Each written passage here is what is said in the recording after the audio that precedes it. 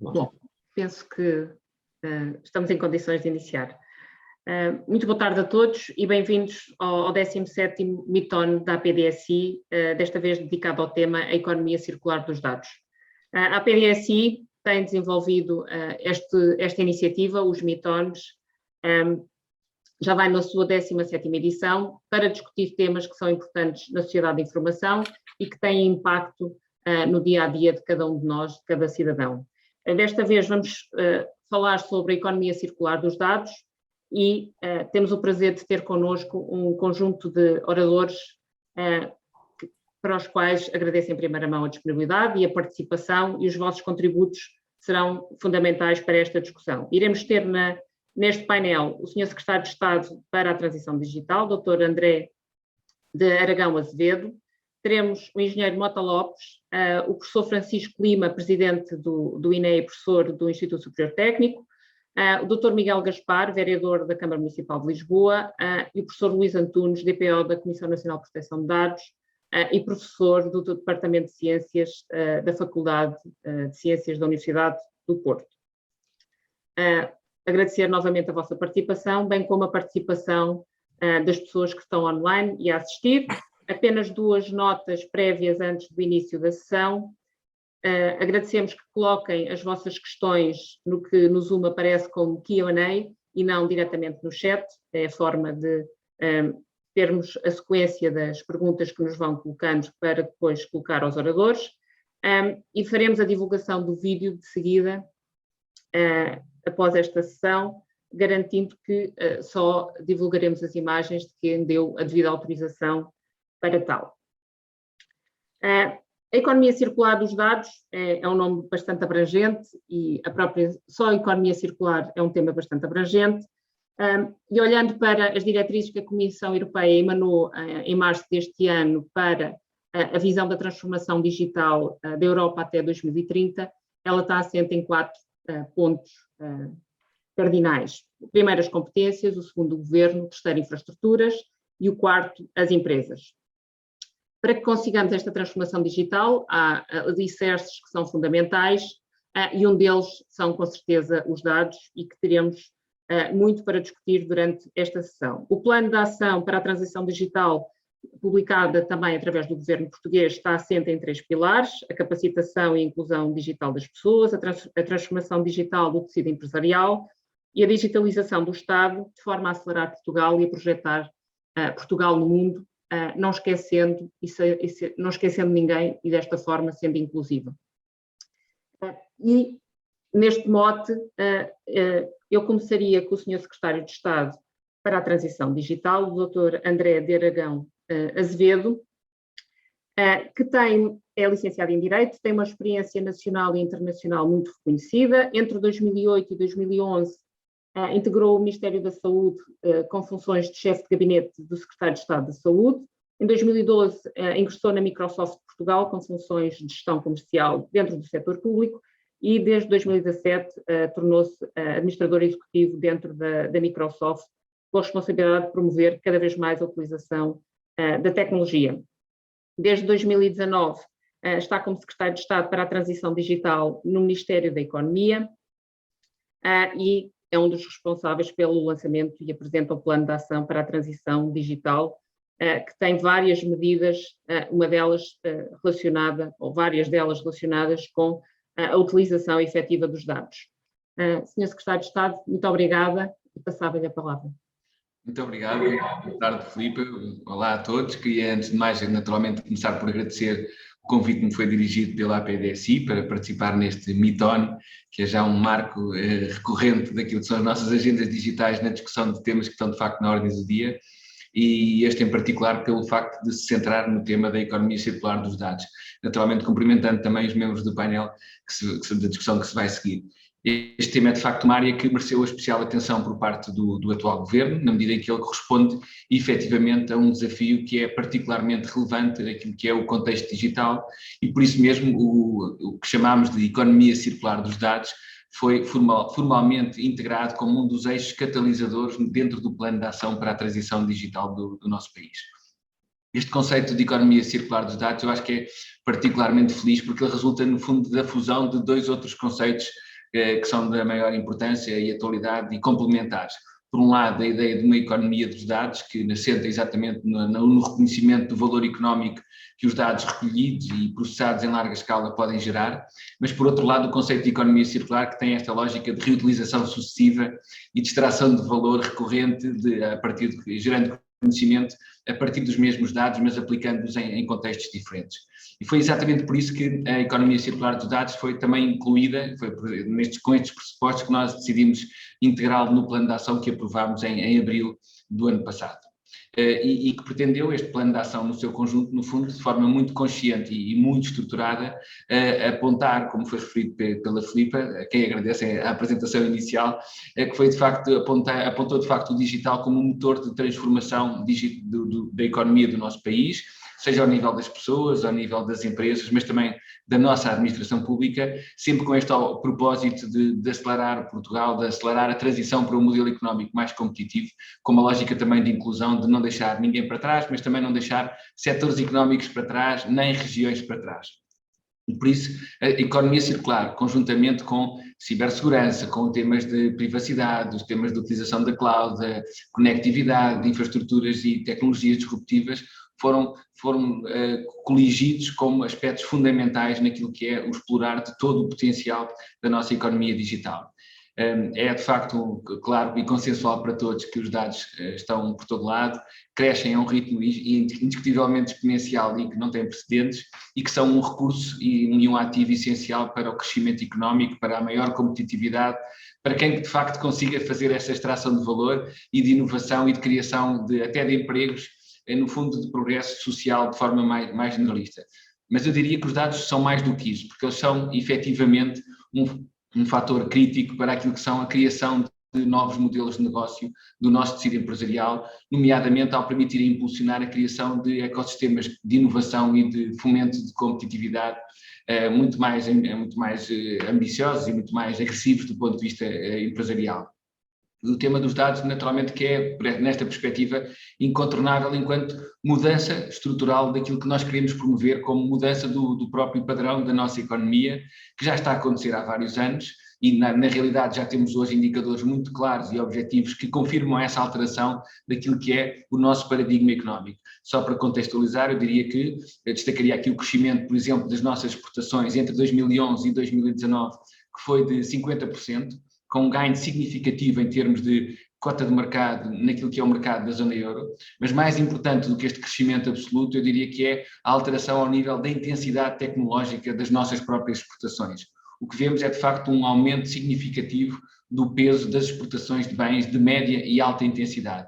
E, portanto, este é, de facto, um aspecto que temos que continuar a promover, porque ele é o que, na prática, justifica o ganho de cota de mercado, a maior incorporação de valor e uma maior competitividade da nossa economia. E a explicação que encontramos para este efeito positivo, que é incontestável, resulta exatamente do caminho de transição para esta crescente complexidade de todo o perfil exportador do nosso país, mas que não pode ser naturalmente dissociado daquilo que é um investimento também crescente em termos de despesa em investigação e desenvolvimento.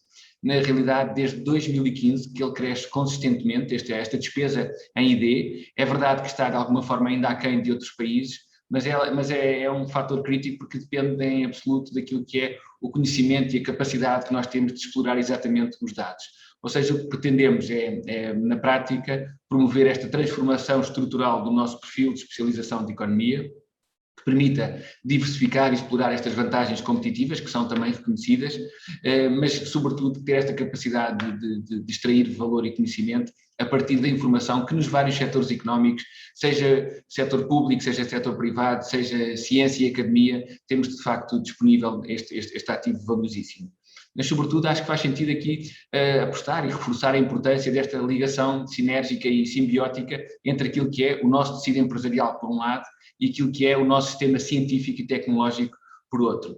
Ou seja, temos que garantir este aumento de competitividade e, no fundo, também de resiliência da nossa economia, com base nesta economia dos dados e nesta capacidade de gerarmos maior valor acrescentado.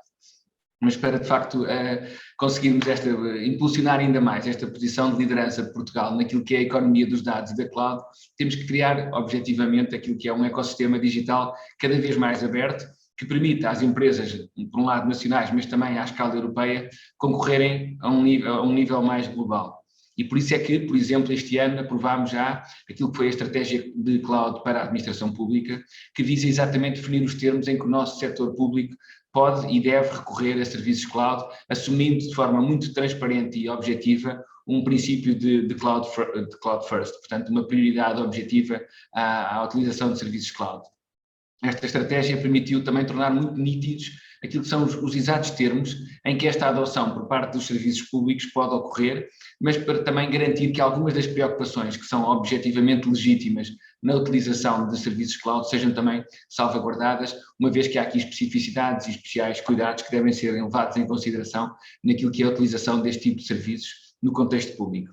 Mas estamos naturalmente convictos, e essa era a razão por trás da aprovação desta estratégia, que a utilização de uma cloud é indutora de eficiência, de eliminação de um excesso de dispersão de recursos em termos de administração pública, nos permite eliminar capacidade excedentária, permite promover cibersegurança, elevar os padrões de privacidade. Portanto, achamos mesmo que foi um contributo e tem que ser, e temos que agora ser capazes de, para além da estratégia, ser capazes de materializar. Mas é também importante destacar outra vertente que tem a ver exatamente com o tema de hoje e que tem a ver com a Estratégia Nacional de Dados e que terá como princípios, estamos já a trabalhar nela, como princípios e pilares aquilo que é também a Estratégia Europeia para os Dados. O objetivo que temos em mente é basicamente estabelecer aquilo que deve ser um quadro de confiança que garanta a nível nacional um fluxo seguro, responsável, ético e legítimo de dados e que, pela sua própria natureza, possa contribuir para uma transformação, também digital, mas até climática, para um crescimento económico, para aquilo que é inovação e inclusão digital, seja de empresas, seja da administração pública, seja da própria sociedade civil.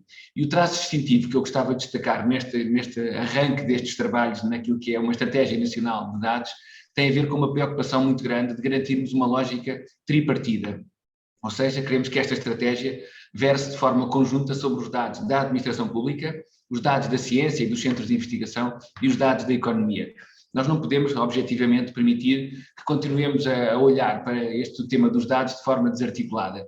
Estes setores não podem funcionar em silo e temos que garantir que seja na ciência, seja na administração pública ou na economia, nas empresas, que o desafio é objetivamente comum e que o resultado será tanto melhor quanto sejamos capazes de olhar e tratar de forma integrada toda esta informação e todo este potencial de valor económico. E por isso a ideia que está em cima da mesa é a criação de uma estrutura de governo transversal que inclua representantes destes três setores para permitir o acesso e o uso de dados entre estes vários setores, desenvolvendo, no fundo, políticas já existentes e novos pacotes legislativos que acelerem a utilização e o crescimento desta economia de dados. Por outro lado, nesta estratégia queremos também investir em infraestruturas de base nacional e europeia que permitam armazenamento, processamento, utilização e interoperabilidade de dados e desse ponto de vista o passo recente que demos na criação do Gaia-X vai exatamente nesse sentido, de um afirmar aqui de uma capacidade europeia que tem que ser endógena e que tem que garantir que a Europa é de facto soberana também nestas matérias e que tem capacidade interna de se afirmar em matéria de gestão de dados e de informação. Depois temos outra dimensão que tem a ver com a capacitação dos indivíduos, necessariamente com apoios e públicos naquilo que é um investimento dirigido a competências específicas na área dos dados. E depois, por último, uma quarta dimensão da estratégia passa pela criação destes espaços de dados comuns europeus em setores estratégicos, onde temos que fazer uma reflexão enquanto país e enquanto diferentes setores económicos, onde devemos colocar a nossa atenção particular para que sejamos relevantes à escala europeia e mundial e que possamos depois criar um ecossistema de dados, de ferramentas e de soluções integrado que nos torne relevantes neste contexto mais alargado.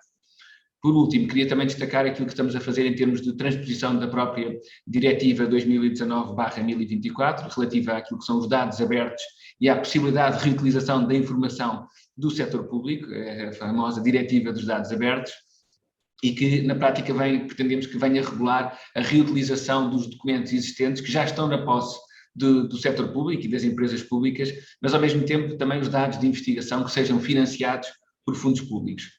No fundo, a regra que se pretende é de que os documentos sejam sempre disponibilizados em qualquer formato ou linguagem em que já existam, mas que sempre que possível em formatos que sejam efetivamente abertos, legíveis por máquinas, acessíveis, localizáveis, reutilizáveis e, sobretudo, que estejam também associados aos respectivos metadados para que nos permita um tratamento agregado de toda esta informação. Ou seja, promover uma lógica também de reutilização, a tal circularidade que está no mote deste debate e que deve ser naturalmente também, por regra, gratuita.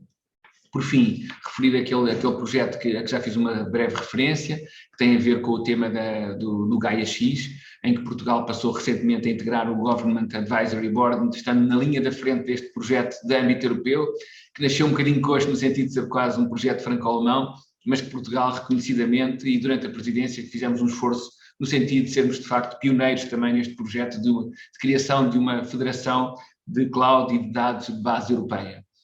O objetivo, de facto, é criar esta infraestrutura de dados de alto desempenho, que seja competitiva, que seja segura e confiável para aquilo que é também o servir o projeto europeu e que permita, de facto, internalizar dentro da Europa capacidade de armazenamento, de processamento descentralizado em data centers distribuídos por todo o território da União Europeia, que o consigamos fazer de uma forma transparente, aberta e flexível do ponto de vista tecnológico, e obviamente também totalmente interoperável, que em última instância permita de facto retirar o tal conhecimento e extrair o valor de toda a informação que existe à escala europeia. Temos a noção que temos um ecossistema muito robusto e de larga escala, a Europa representa 450 milhões de consumidores, somos do ponto de vista económico dos maiores blocos geopolíticos e económicos do mundo, mas há aqui de facto um desafio de excessiva fragmentação, que continua a colocar um tema de como é que podemos fazer aqui uma integração dos 27 Estados-membros em termos de mercado único digital e, portanto, todo o trabalho que conseguirmos fazer, seja no reaproveitamento, seja na criação de bases de dados comuns, será naturalmente super relevante para esta competitividade europeia.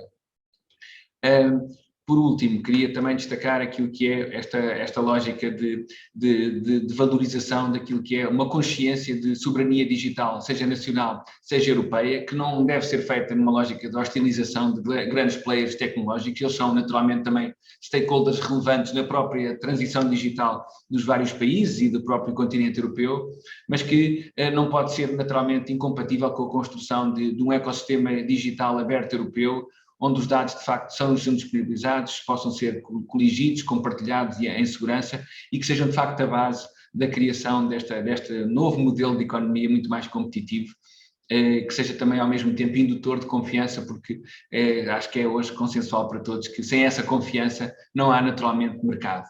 Por isso, contamos com todos, agradeço a participação e a promoção por parte da APDSI deste debate tão atual e tão relevante para aquilo que é o momento que vivemos e as iniciativas que temos entre mãos. Agradeço a todos os participantes e faço voto de um grande debate já de seguida no painel que se vai seguir. Obrigado. Muito obrigada, Sr. Secretário de Estado. Claramente temos aqui muitos temas para discutir e bons exemplos, penso eu, também de aplicabilidade de alguns dos pontos que mencionou. Temos uma densidade quer em Portugal, quer a nível europeu, e como é que nos posicionamos para o tema da tecnologia, da integração e dos dados. Claramente será um bom mote para a discussão. Muito obrigada novamente em nome da PDSI pela sua participação. Passava já de seguida ao engenheiro João Mota Lopes. É licenciado em Engenharia, é mestre em Gestão e Administração Pública, tem uma vasta experiência no setor público e no setor privado, nomeadamente no setor público foi membro do Conselho Diretivo do Instituto de Informática e hoje em dia é o responsável pela gestão da administração pública dentro de uma grande multinacional, a Oracle, e é também professor nas áreas de cibersegurança. Engenheiro João Mota Lopes, passo-lhe a palavra. Obrigado. Muito obrigada pela participação. Muito obrigado, agradecer obviamente à PDSI esta oportunidade de podermos participar nesta importante discussão sobre a economia circular dos dados. Aproveitar também a presença e cumprimentar o Sr. Secretário de Estado.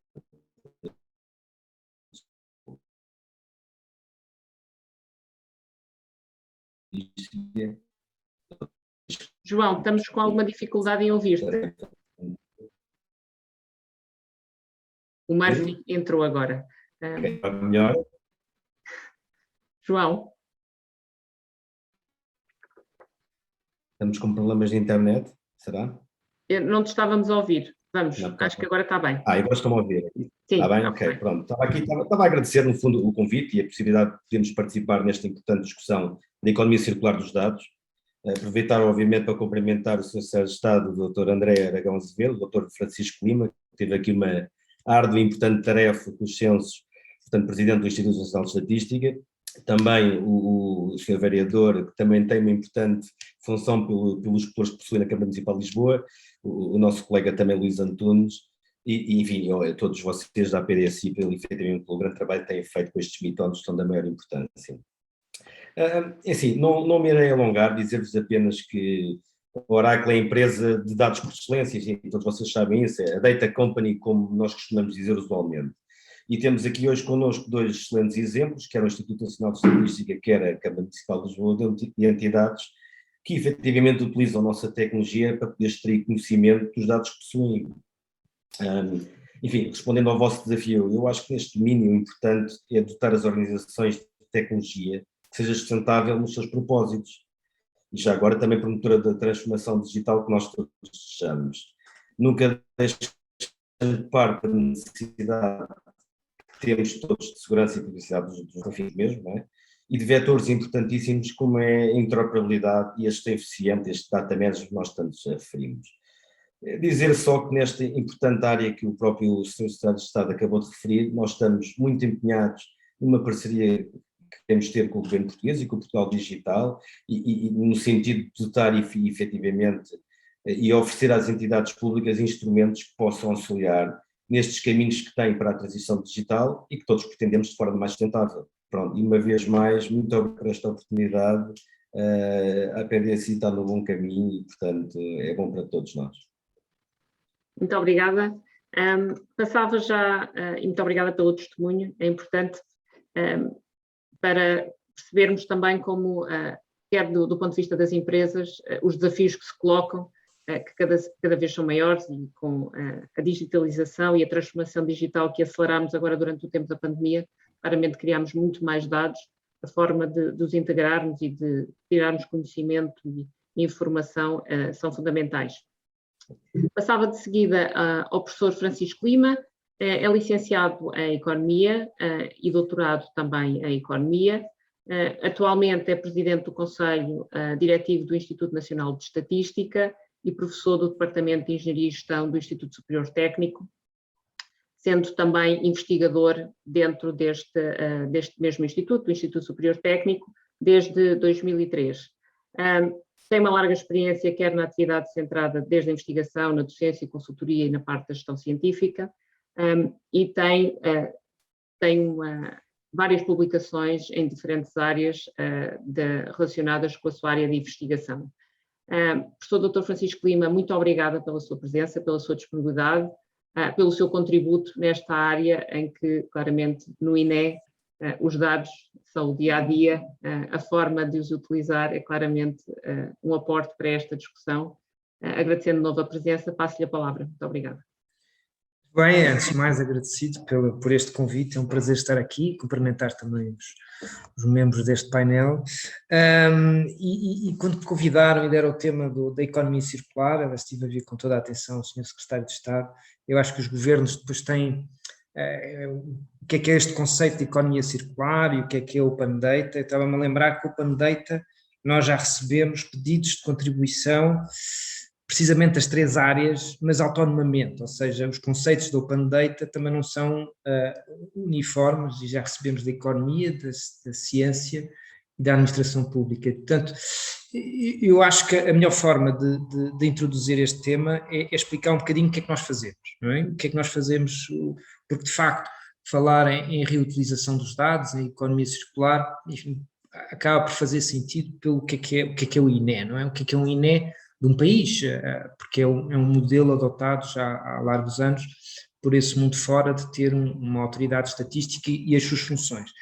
E primeiro explicar que nós somos independentes porque é preciso confiança no que nós fazemos e o que nós produzimos é basicamente um bem público, no sentido em que nós damos os dados à sociedade que pode utilizar, seja para o cidadão em geral, para ter informação, seja para as empresas depois reutilizarem nas suas atividades, seja para quem pode ser decisor político, para o Parlamento, para definir políticas, para avaliar políticas. Portanto, temos um conjunto alargado de utilizadores, portanto, é esse, vai lá, o nosso negócio, entre aspas. Ora, em que ponto é que nós estamos em termos de utilização de dados, agora que saímos dos censos, que diga-se de passagem, em termos de utilização de tecnologia, que o engenheiro João Mota falou nisso, que a questão na parte digital foi um sucesso, porque teve uma adesão, o canal digital foi 99,3% de utilização, eu gosto do 0,3%, mas... e portanto temos muito papel para reciclar, que na altura tínhamos que prever, enfim, não sabíamos qual seria a adesão da população, estimávamos que fosse boa, mas ainda mais em pandemia, mas foi uma atividade, e é interessante pensar o que é isto, como é que nós obtemos dados. Nós obtemos dados, e quando nós falamos de dados, eu estava a pensar o que é que fala-se muito dos dados, o mercado dos dados, esta questão da interoperabilidade, de usar os dados, de usar clouds, só que muitas vezes não nos apercebemos o que é que são os dados que estamos a falar, quando estamos a definir estes conceitos. E eu vou explicar um bocadinho o que é que nós fazemos em termos para chegar depois aos dados que disponibilizamos e que disponibilizamos de forma aberta. Aliás, somos o maior fornecedor. Acho interessante ter aqui o Dr. Miguel, dado que eu julgo que a Câmara de Lisboa é o segundo maior fornecedor de Open Data para o data.gov, se não me engano, acho que é a Câmara. Nós somos, não por necessariamente mérito nosso, mas é porque é o trabalho do INE. E o que é que nós fazemos? A tradição era inquéritos, como foi os censos, não é um inquérito especial, é um recenseamento, e estamos a avançar já há alguns anos nas seguintes direções. Por um lado, utilizar dados administrativos, portanto, estamos a falar de reutilização de dados administrativos, e quando falamos em dados administrativos, e por isso é que é preciso ter atenção quando estamos a falar de Open Data, etc., que tipo de dados é que estamos a falar. Nós aqui, porque temos mandato para tal, estamos a usar dados administrativos, seja ao nível das empresas, seja ao nível das pessoas, e portanto é o conceito de microdado, não é? E que depois utilizamos para a produção de estatísticas, e portanto é um aproveitamento que permite não só substituir inquéritos, como criar novas estatísticas e ainda por cima estatísticas muitas vezes mais rápidas, mais granulares, portanto vamos ao nível já nem é da junta de freguesia, vamos a um nível geográfico muito, em algumas das nossas estatísticas já estamos a usar quadrículas de 1 km de lado, por exemplo, quando estamos a falar em termos geográficos, ou para um particular grupo da população, ou uma empresa em particular. E portanto, o que é que isso nos permite? Permite, por exemplo, no lado das empresas, integrar dados administrativos, por exemplo, as contas das empresas, mas isto estamos sempre a falar ao nível da empresa, claro que temos aqui o professor Luís Antunes, claro que sempre com as devidas medidas de segurança, proteção, seja a segurança, seja a proteção de dados, por outro lado. E, portanto, o que é que isso nos permite? Permite pegar em dados das empresas. Eu, por exemplo, quero estudar, estamos aqui no encontro da APDSI, estudar a utilização de tecnologias de informação e comunicação. Portanto, eu consigo integrar dados que vêm de uma fonte administrativa com dados que vêm, por exemplo, de um inquérito. Nós temos um inquérito às tecnologias de informação e comunicação, o uso por parte das empresas, ou quer saber qual o impacto que isso tem na inovação da empresa. Para isso temos também inquéritos que têm a ver com a inovação em termos de produto, ou inovação em termos de processo, ou até outras formas de inovação em termos organizacionais. Portanto, permite-nos depois fazer apuramentos e até, mais do que isso, disponibilizar os dados, por exemplo, para a comunidade científica, e que aí usa diretamente os microdados, que depois permite expandirem muito o que nós já apuramos em termos estatísticos e disponibilizamos. Portanto, isso por um lado. E isso já fazemos aqui, de facto, no INE há algum tempo. Qual é o grande salto agora? O grande salto é passar para os dados ao nível das pessoas. E, portanto, que nos permite até antever, e temos isso planeado, de até conseguir substituir o censo atual por um censo baseado só em dados administrativos. E, portanto, o ter uma espinha dorsal, que é as características base da população, seja nós todos preenchemos os censos agora, espero eu, que ninguém tenha falhado, a intenção era mesmo contar todos, mas ter essa informação com base com dados administrativos, sejam eles do cartão de cidadão, sejam eles da Segurança Social, da Autoridade Tributária, do CEF, e tanto isso é tudo integrado para depois fazer um apuramento. Primeiro, o que é a população residente? Ela não é automática. Depois, construir os agregados familiares, e isso dá uma espinha dorsal em que ele, por exemplo, quer estudar, é algo que nos ainda falta, por exemplo, ter todas as fontes de rendimento da Segurança Social, dados mensais. Se nós já tivéssemos isso cá, permitiria, por exemplo, acompanhar de uma forma muito mais próxima o que é que aconteceu na pandemia naqueles meses. Do lado das empresas foi fácil, porque as empresas responderam muito rapidamente a um inquérito que a gente pôs na rua, que era semanal, mas com as famílias isso não funciona assim. Portanto, permite expandir o nosso conhecimento em termos de dados que depois são disponibilizados, que o que nós disponibilizamos depois são apuramentos, mas podem ser muito mais finos, claro, salvaguardando sempre o segredo estatístico. E portanto, estamos nesse caminho, e se tudo correr bem, em princípio tudo se caminha para aí, estes foram os últimos censos, daí também a sua importância, que é quase o benchmark do que é que virá. No futuro nós temos operações censitárias com estas fontes que são quase em contínuo e que depois permite estudar, por exemplo, quando eu quero estudar o que é que acontece quando eu tenho uma determinada formação em engenharia, vamos pensar em engenharia informática, imaginemos, quais são as condições para uma criança chegar a jovem escolher essa formação e depois onde é que ele arranja trabalho, qual o impacto que ele tem na empresa. Portanto, com esta ligação toda, nós conseguimos depois, com esta integração toda, nós conseguimos depois ter muito mais, disponibilizar muito mais informação, produzir muito mais informação, e por isso é que nós corporizámos isto algo que criámos, que é uma infraestrutura nacional de dados, que precisamente engloba isto tudo, engloba mais coisas, engloba a própria meta-informação, que não existe. Os dados administrativos têm muito pouca meta-informação, porque são gerados de um ato administrativo e, portanto, depois têm que ser digeridos, vá lá, aqui dentro, mas é sempre com o objetivo, que às vezes perguntam o que é que vão fazer com os dados. Para nós os dados, a nossa missão é disponibilizar depois informação, é disponibilizar uns dados que podem ser apuramentos, depois depende de qual é o destinatário, se é a universidade, se é a sociedade, se são empresas, mas é isso, o nosso valor está no uso. O nosso valor está nesta capacidade que depois nós temos de passar esta informação. O passo seguinte, qual é? Que já temos alguma experiência, é chegar a dados que têm uma fonte privada. Aí já não é uma interação do cidadão, da empresa com a administração pública, mas nos seus negócios ou no seu consumo. E já temos algumas experiências. Não estamos tão avançados como gostaríamos, porque isto é sempre um processo muito lento, e na Europa tem sido muito lento, até a iniciativa em termos europeus, no sistema estatístico europeu que nós pertencemos, o que é que se consegue fazer também a nível europeu, porque pode ser mais simples, mas chegar, por exemplo, aos dados dos telemóveis. Os dados dos telemóveis para depois criar padrões de mobilidade, de seguir a mobilidade. Aliás, com a pandemia, então, houve um impulso nisto, porque é preciso saber onde é que estão as pessoas. Ou para criar estatísticas, e para Portugal é muito relevante, que tem a ver com o turismo. É saber, através de telemóveis ou de cartões de crédito e de débito, qual a população, que é uma população flutuante e que está aqui, e onde é que ela está, enfim. Ou os dados das plataformas, também a ver com o turismo, isso também temos algumas experiências de coisas que servem para marcar férias, qual é a atividade que está a ser aí gerada.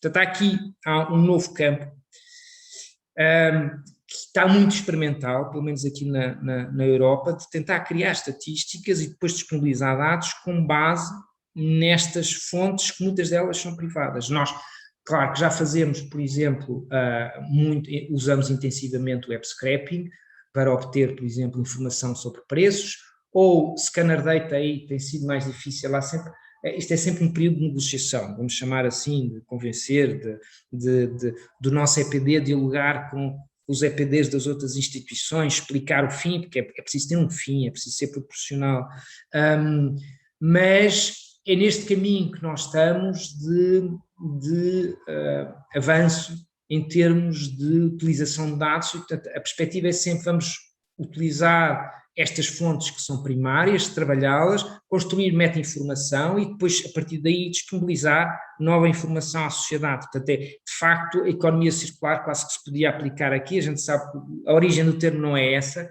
mas que faz sentido, porque depois pode ser reutilizado, por exemplo, numa das coisas que nós conseguimos já há alguns anos, onde avançamos bastante, por exemplo, nos preços da habitação, com o IMI, com o IMT, conseguimos criar informação estatística, a INE quadrícula para 1 km de lado é para 500 metros de lado, que dá informação sobre o preço, sobre as características das casas que estão a ser transacionadas, e isso permite depois, em cima disto, que o próprio mercado de informação imobiliária evolua, porque há aqui uma informação de base que faz com que quem esteja nesse mercado a monetizar a informação tenha que também ser mais exigente com ele próprio, porque tem que ser uma qualidade superior para se manter no mercado, e em termos de prazo, e portanto até gostamos de pensar que em alguns setores conseguimos nós próprios ajudar ou melhorar a nossa informação, depois a informação que circula à volta disto pode ser melhorada. Portanto, há aqui, é fascinante o que é que ainda se pode fazer, e as novas tecnologias de facto permitem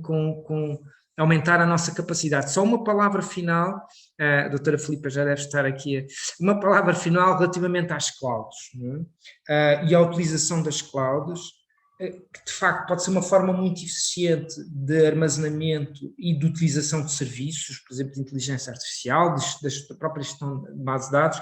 O problema aqui que é, nós referimos segurança, a questão da privacidade e a questão da confiança. E, por exemplo, nós no INE, porque achamos que não há maturidade ainda suficiente, vá lá, de como é que o sistema que anda à volta das clouds funciona, decidimos já há alguns anos não usar clouds intencionalmente, para não haver dúvidas, não é? Estamos a falar dos dados, por exemplo, dos censos agora, não é? Que houve até uma questão, não tinha a ver com cloud, infelizmente a empresa tem nome no cloud, tem cloud no nome, mas não se tratava de alojamento. Mas, de facto, nós, por opção, e tanto quando, por exemplo, o governo nos aborda e fala na estratégia de cloud, nós dizemos, sim senhora, ajudamos, participamos, mas para estes dados em particular, quando estamos a falar de dados do cidadão, de dados das empresas, em que é possível identificar, porque nós até por lei, felizmente não precisávamos ser por lei, mas nós por lei nunca podemos usar informação que afete positivamente ou negativamente uma pessoa em particular ou uma empresa, que é sempre uma tentação, e eu já fui confrontado, nós já fomos confrontados com isso várias vezes, que é o desejo, vocês têm esta informação, não nos podiam, não, por muito que possa haver aqui uma escala, mas isso destrói quase qual é a natureza de um INE, e é algo que é uma discussão que não é só aqui em Portugal, que está a decorrer também a nível europeu, eu junto com outros presidentes de INEs, há algo que a gente discute várias vezes, que é qual é a fronteira, não é? Porque passa a ter tudo aqui, a tentação é, então se tem informação, digam-nos lá quem é que faz isto ou faz aquilo. E pode ser por boas, pode ser para dar um subsídio, por exemplo, para dar um incentivo a uma empresa. Não, é essa fronteira que nós temos que delimitar, porque senão perde-se confiança no que é o papel de um Instituto Nacional de Estatística. E pronto, eu acho que assim em poucos minutos resumimos. Muito obrigada. Acho que deixou aqui o mote também para a discussão a seguir e para questões relacionadas com como é que armazenamos os dados, como é que os reutilizamos e as fronteiras que têm que estar muito bem definidas e a panóplia de dados que o INE e a forma que falou até de benchmark e de antecipar algumas das tendências, principalmente nestes tempos em que vivemos, acho que claramente nos deixam aqui algumas pistas para continuarmos a conversa. Muito obrigada pela sua participação. Passava agora ao Dr. Miguel Gaspar, é vereador de Economia, Inovação, Mobilidade e Segurança dentro do município de Lisboa, é engenheiro civil e mestre em transportes também pelo Instituto Superior Técnico. Entre 2013 e 2015 foi consultor em transportes com uma larga experiência na área do planeamento e da engenharia de transportes. Foi adjunto de secretário de Estado adjunto e do Ambiente no 21º Governo Constitucional, até ser eleito para vereador da Câmara Municipal de Lisboa, tendo estado envolvido em vários temas relacionados com o transporte e soluções inovadoras na área de transportes. Como disse, é atualmente vereador da Mobilidade e Segurança na Câmara Municipal de Lisboa, com os pelouros também da Economia e Inovação desde 2017. Dr. Miguel Gaspar, agradecemos muito a sua participação, a sua presença. Passava-lhe a palavra. Sabemos que a Câmara Municipal de Lisboa, também como já aqui foi referido, utiliza em muito e publica em muito trabalho aos dados abertos. Contar-nos um pouco da sua experiência sobre a utilização dos dados nesta área da mobilidade, da segurança, da economia e da inovação. Claramente são pelouros muito abrangentes, mas que sem tecnologia e sem o digital já não se podem falar neles sem esta componente mais tecnológica e de dados. Muito obrigada. Todos. Se me estão a ouvir bem, certo? Sim, acho que sim. Antes de mais, antes de começar a entrar no tema propriamente dito, deixe-me só pegar nas palavras do Sr. Secretário de Estado sobre a questão do valor dos dados e do valor para a economia e do valor que este tema hoje tem para a cidade de Lisboa. A cidade de Lisboa tem crescido muito do ponto de vista económico e, em particular, mesmo com a pandemia, nós temos tido um saldo positivo na criação de empresas e uma dos setores que tem mais crescido é o do digital. E o setor digital, incluindo grandes multinacionais que procuram Lisboa e o talento que encontram aqui, para aqui criar uma comunidade de developers, de pessoas que estão ligadas a este setor, de analistas, mesmo empresas que não tendo atividade a sua atividade cá em Lisboa, têm serviços em Lisboa, trabalham de Lisboa para o mundo. Eu acho que isto é muito interessante, porque de facto o desígnio de qualquer cidade é atrair talento, cria uma comunidade, cria uma massa crítica em torno destes temas, que eu acho que é muito importante, mas também põe pressão em todos os agentes, tenho bem noção disso. Se querem captar o melhor talento, hoje em dia é particularmente difícil. E isto numa organização pública, provavelmente aqui o Dr. Francisco Lima revê-se no que eu estou a dizer, para as entidades públicas competirem hoje na área dos sistemas de informação com o setor privado, aquilo que temos para oferecer é mesmo a administração da coisa pública, que é isso que de facto é aquilo que nos diferencia das demais especialidades e do que é que nós conseguimos criar com estes dados. Portanto, este é um ambiente que existe hoje na cidade de Lisboa, um ambiente muito vivo, em que conseguimos de facto atrair os melhores para cá e com uma grande pujança económica nesta área. Agora, há aqui uma parte interessante, e vai ver que vou rapidamente chegar ao tema dos dados, que é se nós quisermos atrair talento, temos de ser uma cidade sustentável, temos de ser uma cidade atrativa, uma cidade que se preocupa com o ambiente, uma cidade que se preocupa com o cidadão, e isto, na verdade, é o conceito de Smart City. Portanto, nós quisermos desenvolver um conceito de Smart City, embora o conceito de Smart City tenha nascido nas empresas de tecnologias, na busca de venda de produtos, nomeadamente às cidades, a verdade é que se olharmos no core do que é Smart City, tem tudo muito mais a ver com pessoas e processos. E, portanto, nós conseguimos identificar o foco no cidadão, o foco na resposta ao cliente, o foco naquilo que são as necessidades mais perenes que as pessoas têm, a nossa capacidade de resposta e como é que nós conseguimos nos organizar enquanto grande entidade que somos. Na Câmara de Lisboa trabalham mais de 12 mil pessoas, como é que nós nos conseguimos organizar enquanto grande empregador que somos, com dezenas de serviços diferentes que prestamos ao cidadão, como é que nós conseguimos ser mais eficientes.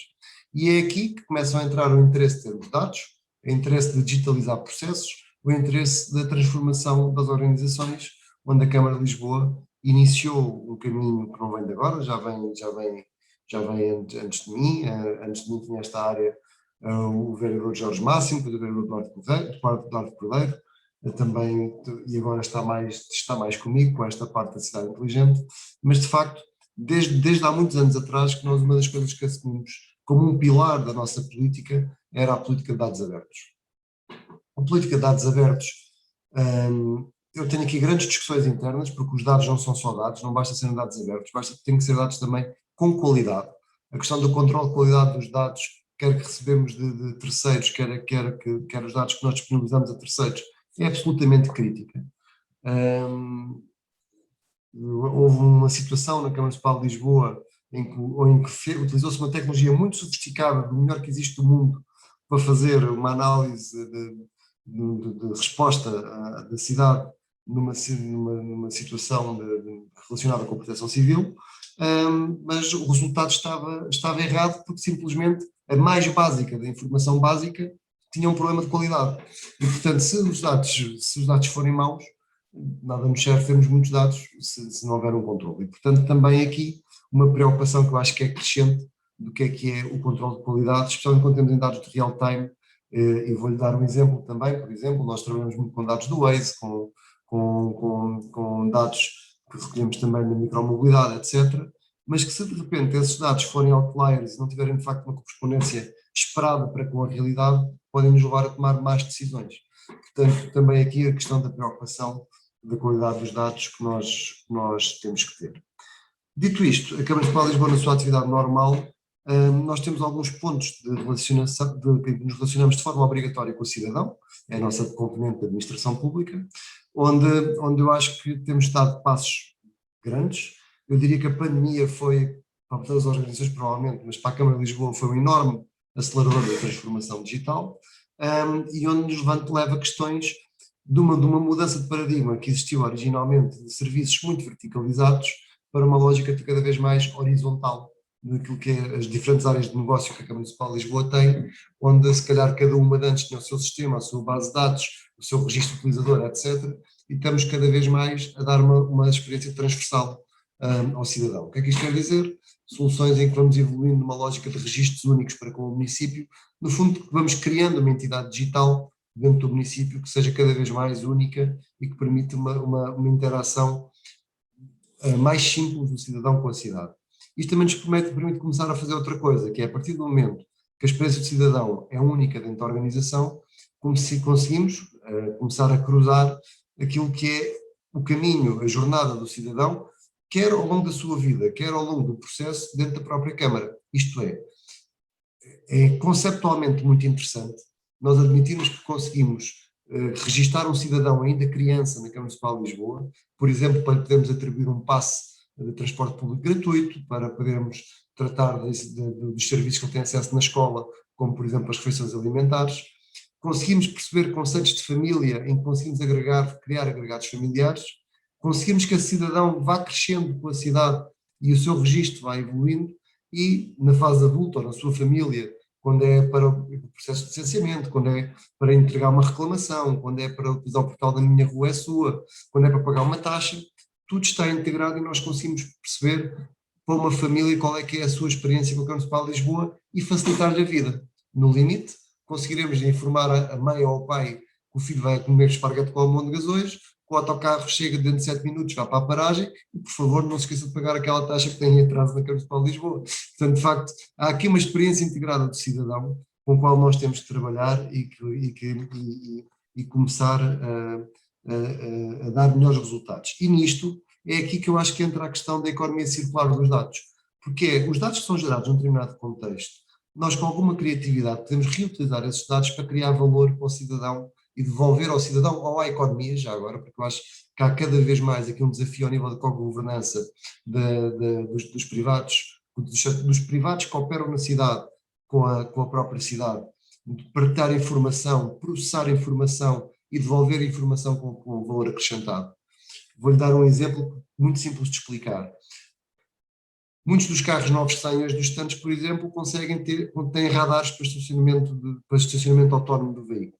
Esses radares estão sistematicamente em várias marcas a recolher informação para a nível dos serviços que essas marcas têm, fazer caracterização da via pública para essas marcas. Essa mesma informação pode ser usada para, de uma forma, com todo o cuidado de ser anonimizada, etc., etc., informar a cidade que ali existe um lugar livre. Ora, se a cidade conseguir somar os vários lugares livres que existem na cidade, conseguimos fazer push dessa informação para o cidadão a dizer aqui estão os lugares livres. E ele vai direto ao lugar e é menos congestionamento na cidade, ganhamos todos. Este é um exemplo muito simples do que é que pode ser esta articulação dos dados, mas coisas ainda mais palpáveis, porque nós falamos dos dados, eu ouço muito falar dos dados, economia dos dados, quanto é que vale os dados, e eu acho que sinto sempre muita dificuldade em dar um significado a essa expressão. O que é que isso impacta no dia-a-dia das pessoas? Por exemplo, nós agora com a questão da pandemia, conseguimos utilizar dados, neste caso da CIBS, dados relativamente às transações económicas, para conseguirmos perceber rua a rua, bairro a bairro da cidade, o que é que estava a acontecer em termos económicos na cidade e usar essa informação, que normalmente é uma informação de monitorização do sistema bancário, usar essa informação para dirigir as nossas políticas ao nível do Lisboa Protege, ou seja, o apoio à economia, e criar políticas que fossem adaptadas ao impacto heterogéneo que a crise teve de facto na cidade. E, portanto, nós conseguimos pegar informação de terceiros, neste caso privados, e tratá-la. Fizemos um piloto muito interessante, né, na altura com a Vodafone, para que conseguimos receber dados também e perceber o que é que se a cidade estava de facto a abrandar o ritmo ou estava a aumentar o ritmo. Recebemos dados das células dos telemóveis, isto é, das antenas, para conseguirmos perceber qual é que era a carga de pessoas na cidade, onde e quando é que essas pessoas estavam, e conseguimos aferir daí alguma coisa. Qual é que foi a consequência disso? A consequência disso é que lançamos um novo contrato de telecomunicações na cidade, onde quem ganhasse já tinha como obrigação de fornecer essa informação à cidade de forma permanente e definitiva, que agora passa a integrar a nossa base de dados e conseguimos, de uma forma transversal a diferentes serviços, construir toda essa analítica. Agora, quando aparentemente nós criamos os dados e temos um repertório de dados, há uma obrigação, que não é obrigação, mas é uma política que nós temos de disponibilizá-los. A Câmara de Lisboa, repito, tem esta política de dados abertos, procuramos atender, reconhecendo que temos por vezes caminhos demorados relativos à própria obsolescência dos sistemas que temos para conseguir dar dados em tempo real e, portanto, às vezes temos investimentos muito pesados a fazer. Vou dar um exemplo. Tempos reais dos autocarros da cidade de Lisboa. Implicou toda a reconstrução do back-office do sistema de Carris, que está ainda a ser concluída, ao nível dos seus sistemas centrais, que foi uma revolução completa para a empresa, que é o maior operador de transportes do país. E, portanto, implica muito dinheiro, muitas pessoas e muito investimento. Às vezes é demorado, é o que eu quero dizer. Mas quando nós construímos de raiz, como foi, por exemplo, os dados de sensores ambientais da cidade, criamos logo numa lógica de dados em tempo real e abertos.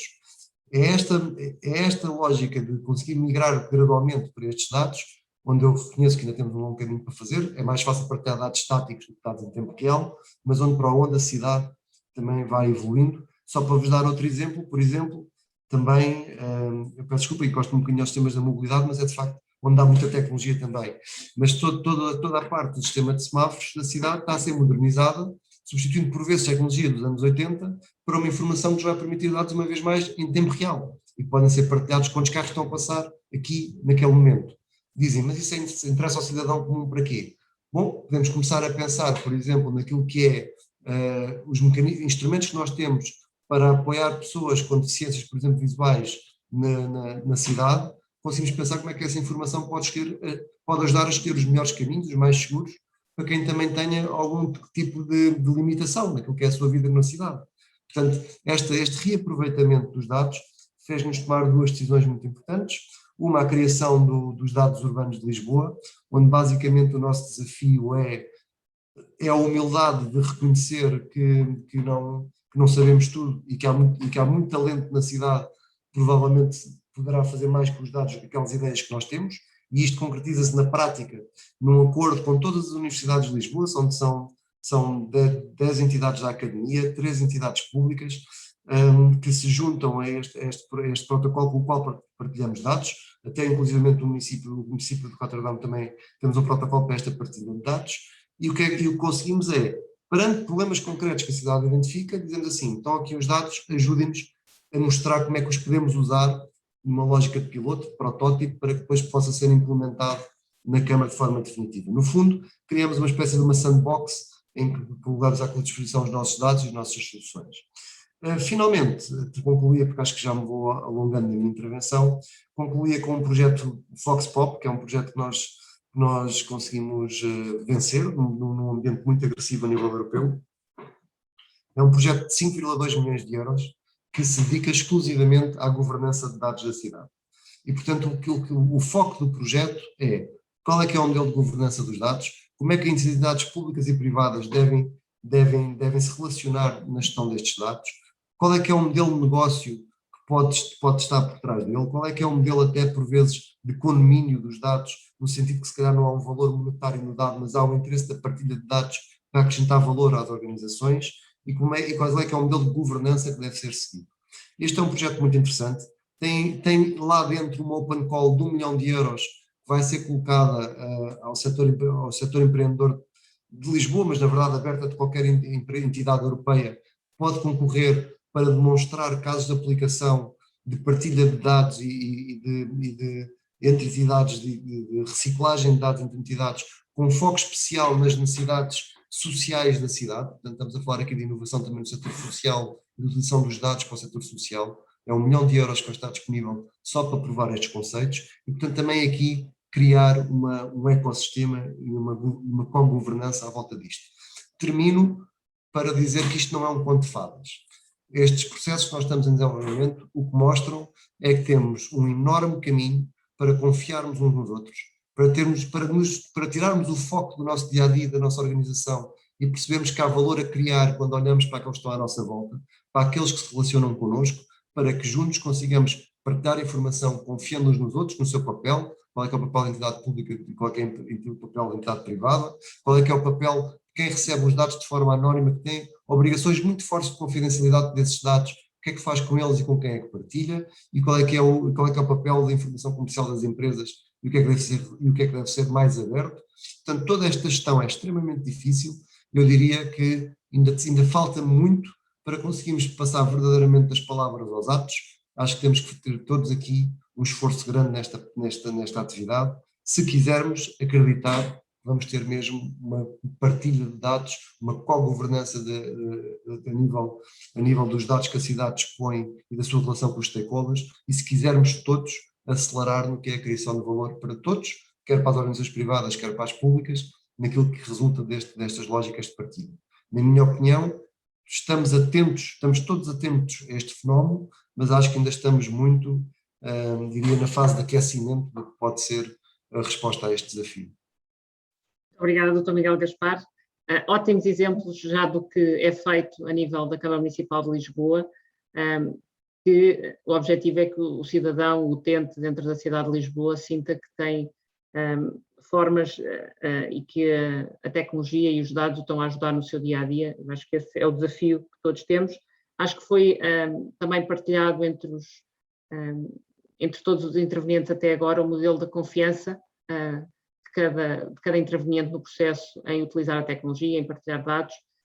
Esse é um mote que também ficou aqui, e os modelos de implementação e como é que gerimos toda esta informação são claramente temas que estamos a implementar, que estamos a melhorar, mas trouxe-nos aqui muitíssimos bons exemplos e mais este projeto a nível europeu será excelente, com certeza, para a Câmara Municipal de Lisboa, no que diz respeito à governança dos dados da cidade.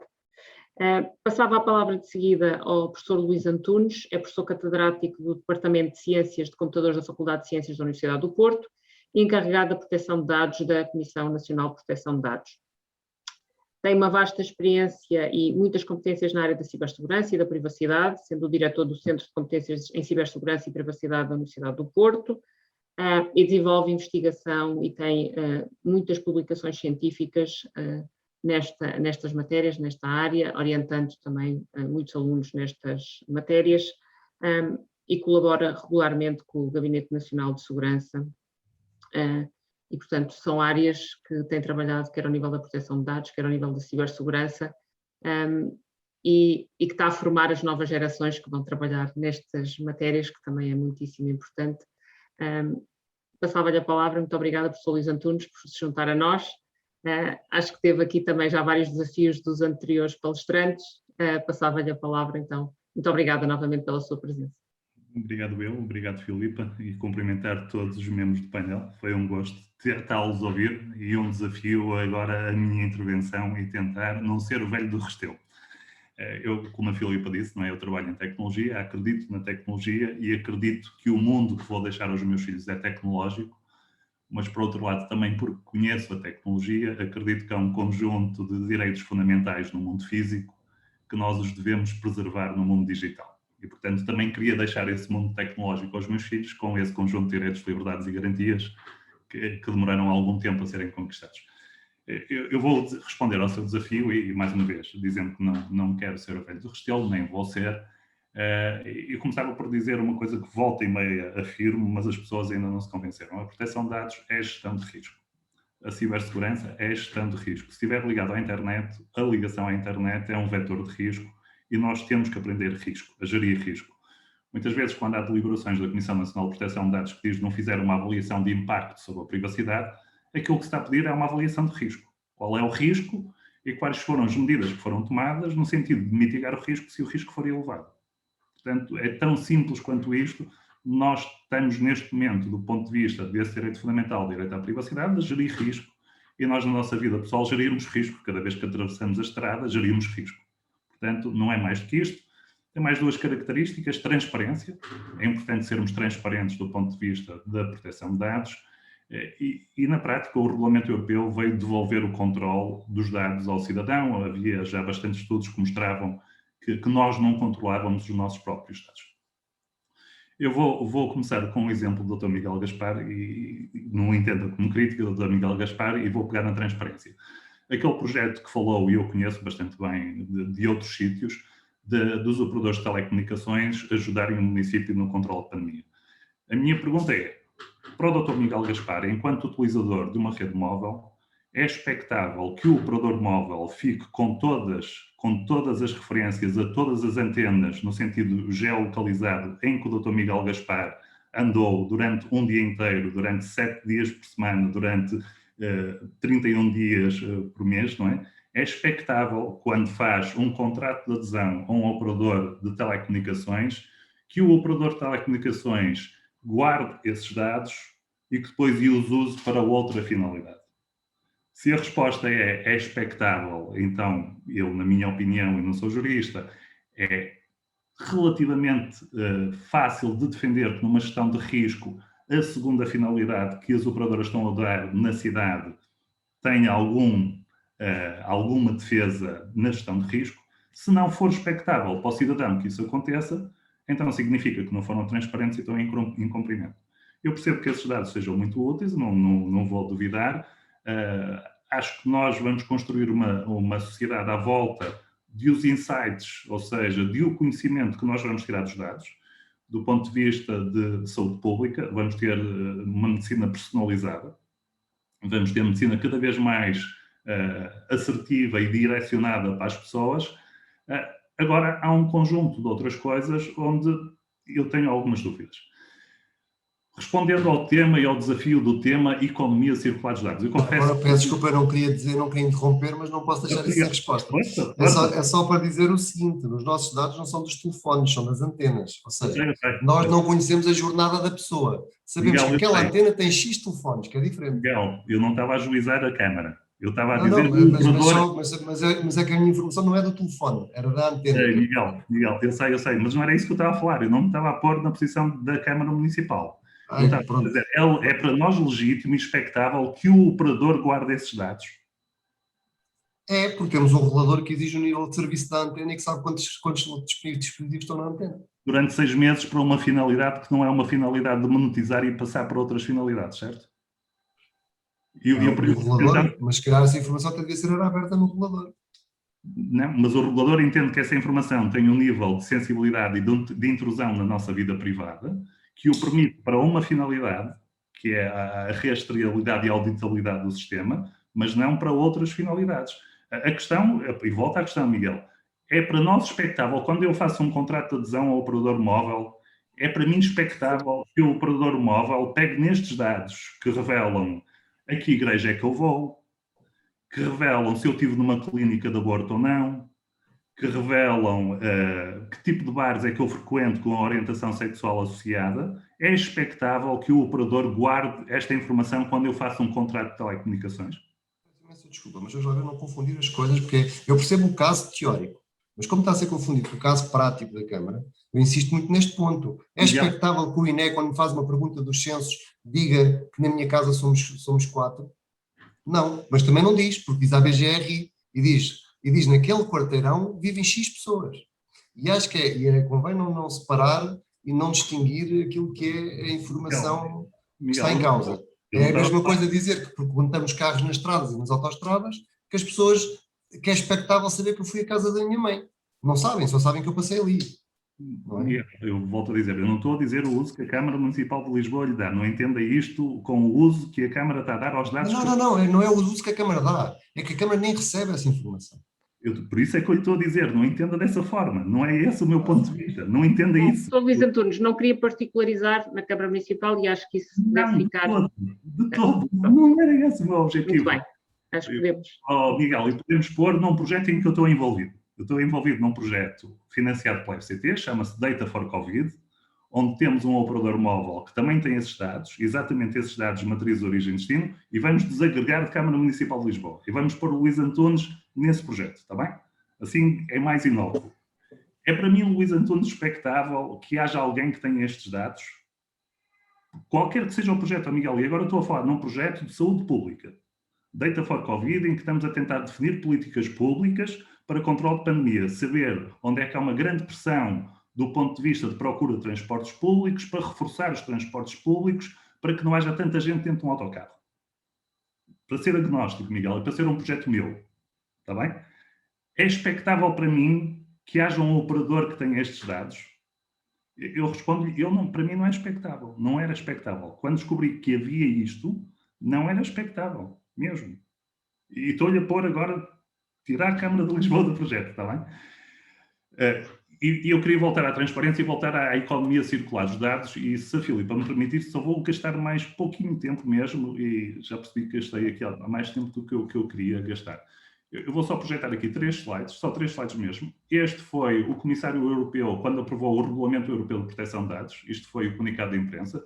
Eu queria que vocês se centrassem na última frase. So let us move ahead and build an open and thriving data economy in the EU based on the highest data protection standards and without unjustified barriers. Estamos a falar quando aprovamos o Regulamento Europeu de Proteção de Dados. O Regulamento Europeu de Proteção de Dados não vem dizer é proibido em sítio nenhum. Não tem lá, é proibido mesmo. Gestão de risco, é gestão de risco. Quando fui convidado para falar sobre neste painel, confesso que fiquei um bocado curioso sobre o que era a economia circular dos dados. Não sabia o que era. Ignorância minha, não sabia o que era economia circular dos dados. Sabia o que era economia circular, sabia o que era open data, não sabia o que era economia circular dos dados. E descobri que a economia circular dos dados tem tudo a ver com open data. Não tem a ver com dados pessoais, portanto tem a ver com open data. Estes são casos, e vamos instanciar na minha cidade e que eu conheço, que o engenheiro Filipe Araújo tem usado muito este tipo de dados. Por exemplo, a gestão de resíduos na cidade do Porto. Os contentores de lixo têm sensores e os caminhões de lixo têm também geolocalização para otimização de rotas. Portanto, este tipo de dados em Open Data não são dados pessoais. A redução de poluição. A cidade de Porto, o Porto Digital, tem vários sensores de detecção de poluição do ar, que são úteis para projetos de investigação científica quando ligados à saúde pública. E, portanto, uma cidade ter este tipo de dados que aqui estão como Open Data, eu não vejo problema absolutamente nenhum, antes pelo contrário, acho que é desejável. É desejável porque facilita projetos de investigação, é desejável porque facilita a cocriação, que o Dr. Miguel Gaspar estava a dizer, de outras empresas. Portanto, aquilo que está definido na Comissão Europeia como a economia circular dos dados tem tudo a ver com Open Data. E, portanto, a questão do Open Data não é um problema de proteção de dados, a menos que, e agora vamos entrar no a menos que, quando nós pseudonimizamos os dados, ou quando nós anonimizamos os dados, tenhamos feito um mau trabalho e seja relativamente fácil reidentificar o titular dos dados. E, portanto, mais uma vez, é a gestão de risco. O risco de reidentificar o titular dos dados vai existir, eu diria, genericamente, em 99% dos casos. Agora, é preciso fazer para cada um destes projetos, quando estamos a falar de dados pessoais, uma avaliação de impacto, ver quais são os riscos e ver quais são as medidas mitigadoras de risco que nós temos que fazer quando tratamos de dados pessoais.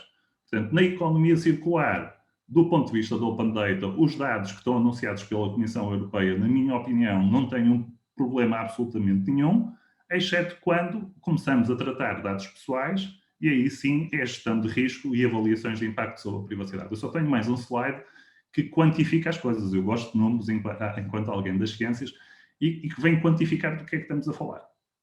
E quando nós falamos de economia de dados, Agora vamos falar de economia de dados, onde claramente temos os dados pessoais. Eu gostava de me centrar na segunda coluna que ali está. Aquele valor, projeções para 2025 do valor da economia dos dados, e agora vou pôr aqui o meu chapéu de alguém com preocupações de proteção de dados e de privacidade, eu diria que este valor vai ter como consequência que muitas empresas vão tentar aligeirar a questão da avaliação de risco. E vão tentar mostrar e dar algumas evidências que o risco é baixo, quando na prática o risco não é baixo. Porquê? Porque o prémio é muito elevado. Portanto, quando falamos em economia circular dos dados e quando o valor que está em causa é este, eu deixo-me um bocadinho preocupado e queria acabar só com isto. Até 2018, quem fazia a gestão de risco era o regulador. Até 2018, qualquer projeto que tratasse de dados pessoais, nós ou tínhamos que notificar ou fazer um pedido de autorização prévia e o regulador fazia esta avaliação de impacto. Qual foi o problema desde 2018? O problema foi das universidades, que não formaram ninguém com competências para a avaliação de risco do ponto de vista de proteção de dados. E o problema foi que o mercado não estava preparado para assumir esta função que até 2018 era do regulador. Ora, os profissionais do regulador continuam lá e o mercado não tinha gente com competências para fazer isto. Portanto, toda esta turbulência que nós estamos a atravessar, eu tenho alguma expectativa que dentro de 2 anos esteja tudo muito mais calmo, se as universidades cumprirem a sua obrigação, que é formar gente com competências para estas áreas. Muito obrigada, professor Luís Antunes.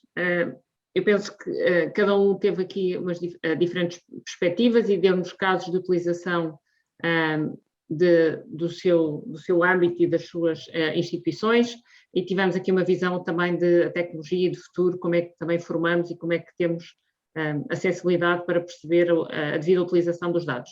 Temos aqui um conjunto grande de questões já, pela consideração do tempo e pelo tempo que também devemos respeitar para todos. Eu vou colocar algumas e as restantes depois trataremos de responder devidamente a seguir. Começaria com uma pergunta para o INE e para a Câmara Municipal de Lisboa. O INE e a Câmara Municipal de Lisboa produzem muitos dados, publicados no portal dados.gov. Como foi referido, são os principais produtores. Podem-nos dar qual é o seu nível de reutilização desses dados, qual é o valor económico gerado e o que se pode fazer para melhorar a utilização desses mesmos dados?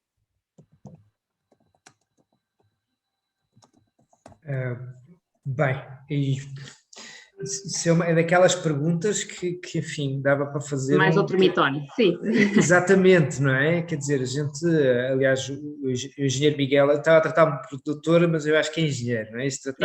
Engenheiro por doutora, não é? Bem os conheço. Mas de facto, é difícil avaliar essa... Pedro, pode ser só Miguel. Miguel, muito bem, muito bem. É Francisco, então. Mas o que é que eu estava a dizer? É a questão do valor, não é? É a questão que é sempre, ainda por cima, de facto, estamos a falar do Open Data, que é, por definição, é o que nós produzimos, lá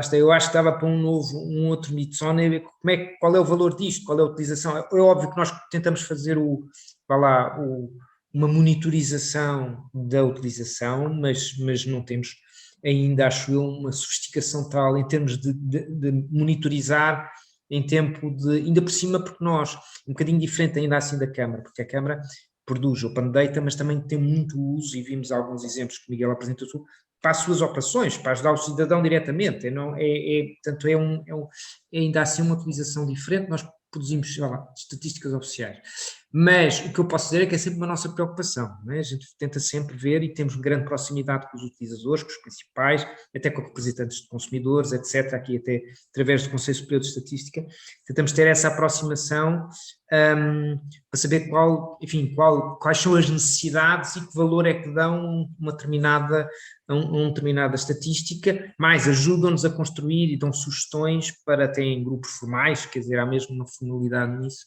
para ajudar neste processo de criação de valor, não é? De criação de valor. Engenheiro Miguel. Eu não sei dizer, para ser franco, ou seja, é uma informação que nós não temos. Há uma coisa que nós estamos a fazer, estamos a atualizar, lançamos recentemente um procedimento para atualizar o nosso portal de dados abertos, onde não só vai permitir termos uma analítica desses dados, mas também entender melhor aquilo que é a sua utilização, do ponto de vista do interesse que há pelos dados. Mas eu insisto no que disse há pouco. O real valor dos dados e aquilo que é o valor que nós conseguimos tirar dos dados só é possível se existir um diálogo e uma partilha dos dados entre organizações, pelo menos ao nosso nível.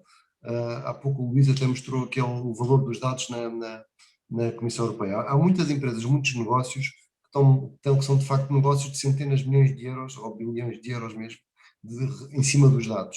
Mas para organizações à nossa escala, eu acho que conseguimos tirar muito mais valor dos dados numa lógica de partilha de dados, co-criação e de agregação de valor do que propriamente venda de dados que nem sei em que contexto seria legítima, do parte de uma entidade pública. E, portanto, isto para lhe responder que não temos nenhuma informação objetiva sobre isso. O que nós acreditamos é que temos um potencial que eu acho que ainda está muito pouco utilizado, quase nada, na verdade, ou seja, daquilo que é esta relação e esta partilha que se pode criar com estes dados. Os dados têm valor dentro da organização, o que eu quero dizer é que ao nível do ecossistema estamos mesmo ainda nos primeiros passos. Filipe, posso só acrescentar uma coisa? Peço desculpa, porque eu esqueci-me de falar sobre este projeto e se calhar facilitava um bocado esta discussão para vocês verem o meu posicionamento. Do ponto de vista de controle de pandemia de Covid-19, a DGS pôs disponível uma base de dados, não importa, mas nós estamos a trabalhar pro bono com o Hospital de São João, no sentido de disponibilizar uma base de dados de todos os pacientes que tiveram Covid para investigação e que seja posto em Open Data. Portanto, agora o que é que estamos a fazer? Estamos a fazer há alguns meses a análise de risco, algoritmos de pseudonimização, a ver qual é o risco de nós conseguirmos reidentificar as pessoas e queremos pôr isso em Open Data. Portanto, não entendam aquilo, toda a minha intervenção, como sendo o anti-Open Data. Antes, pelo contrário, como vos disse, eu acho que os meus filhos vão viver nesta sociedade. Agora, eu acho é que nós temos que ter alguns cuidados quando o formos fazer. Eu peço que não entendam a minha intervenção nem como ataque a nenhuma das instituições que está aqui hoje, mas sim como um alerta de que as coisas são possíveis, a dizer, é possível, o que vocês querem é possível, não entendam que não é. Agora, a avaliação de risco é que tem que ser cuidada para proteger a própria instituição também. Mas para vos dar este exemplo prático, estamos a trabalhar com o Hospital de São João, com os dados que são os mais sensíveis que existem à data de hoje, que são dados de saúde, e que estamos perto a semanas, 1 ou 2 semanas, de os colocar na internet em forma de Open Data para qualquer investigador poder pegar neles e fazer investigação. Doutor Filipe, eu se calhar aqui, porque é realmente este conceito, só para perceber um bocadinho a posição do INE neste contexto, não é? Nós de facto temos mandato para aceder, por exemplo, aos dados administrativos, seja do cartão de cidadão, seja da segurança. Porquê? Porque temos uma obrigação de produzir estatísticas que são estatísticas oficiais, muitas delas até têm regulamento europeu, porque chegou a consenso. Portanto, por isso, nós, até está aqui um painel interessante, porque cada um produz, ou está a discutir numa determinada perspectiva, o que é. Por exemplo, para nós o RGPD pouco alterou, no sentido em que nós já tínhamos confidencialidade, já tínhamos segredo estatístico e, por exemplo, quando nós disponibilizamos algo no nosso portal ou no portal, ou disponibilizamos a quem nos pede dados, muitas vezes até, e daí eu estava-me a lembrar a questão de difícil valorizar, porque nós produzimos um bem público, fica disponível para todos, e o bem público, para quem se lembrar da economia, é precisamente a dificuldade, tem uma dificuldade de qual é o seu valor. Mas nós disponibilizamos para todos, portanto, quando qualquer base, e isso acontece-nos frequentemente, diariamente, o que é que acontece porque as pessoas depois falam de segredo estatístico, confidencialidade, isso faz.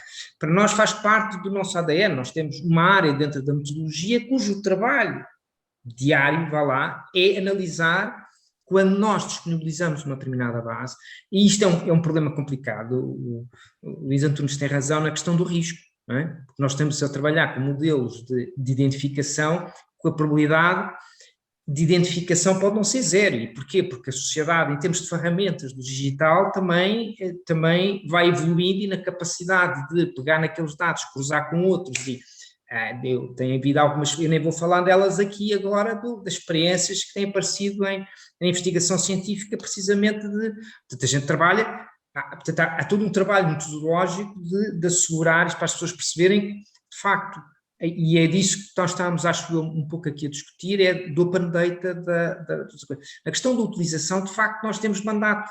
Para os dados privados ainda não temos mandato, mas é preciso perceber a nossa posição. Nós somos uma autoridade estatística que temos uma obrigação, a razão da nossa existência é produzir estatísticas para a sociedade, desde a cultura do tomate ao desemprego, PIB, empresas, atividades de mobilidade, a uma zona que tem que, geograficamente, pode ter que ir a uma grid dentro da cidade com poucos metros de...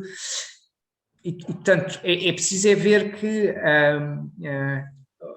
por isso é interessante esta heterogeneidade de visões e de utilização a utilização dos dados, porque quando aparecer na lei, e isso pode aparecer, aqui o professor Luís Antunes sabe isso, pode aparecer da lei que as autoridades estatísticas, se aparecer, e está-se a trabalhar para isso, é que podem ter acesso. Ela está lá, mas não está tão explícita como nos dados administrativos. Diz assim, os dados das operadoras podem ser acedidos pelas autoridades estatísticas. Não é? Isto pode aparecer na lei, não é? É precisamente na utilização. Agora, que a razão é que nós sabemos que há muita reutilização de dados que, enfim, está no borderline do que é proteção e que ainda por cima quando temos depois empresas pelo meio. De facto, e o RGPD veio um bocadinho, mas já está o RGPD, o objetivo do RGPD não era para as instituições públicas, o Luís Antunes pode no sentido em que o principal uso, o principal abuso que poderia existir é precisamente naqueles valores, naquelas tabelas que nós vimos qual é o valor dos dados, não é? E aí é que, claro que nós também estamos sujeitos, obviamente, mas é nessa perspectiva. Muito bem, era só. Muito obrigada. E pegando aqui um bocadinho na deixa do professor Luís Antunes, que falou nos dados da saúde e neste tema da pandemia, também aqui uma questão até do ponto de vista, e a pandemia e a saúde ficaram na agenda do dia, olhando para a saúde global, e o engenheiro Miguel Gaspar falou ali e muito bem também no tema das Smart Cities, a saúde hoje em dia tem que ser vista não só no que nós olhamos para o tratamento da doença, não é? Que era o que muitas vezes afunilamos para esse contexto, mas olhar para o cidadão e na área dos municípios, na forma como os queremos manter cada vez mais na área do bem-estar e na área da saúde, e que depois, na fase mais sénior da sua vida, tenham um envelhecimento ativo e que consigam manter-se ativos e utilizar a cidade, e a cidade também tem de responder nesse sentido. Quando olha para estes desafios que quer a saúde e o bem-estar colocam, que arquitetura ou que interação também vamos ter que, as cidades vão ter que englobar, e aqui o INE também terá um papel olhando para os temas e dos dados em saúde, porque o bem-estar vem de muitos sítios e a saúde vem de muitos sítios, não propriamente só dos nossos genes. Como é que olha também para este desafio, para esta arquitetura que tem de consolidar dados de diferentes atores, quer públicos, quer privados, numa lógica do que gera e do município?